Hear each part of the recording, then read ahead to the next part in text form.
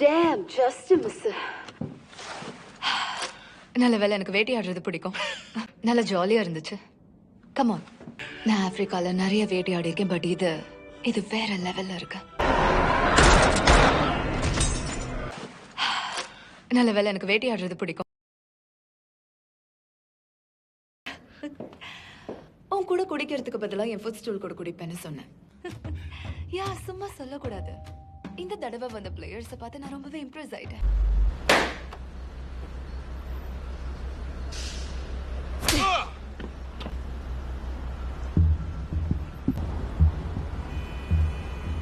All right, மறுபடியும் விளையாடலாம்.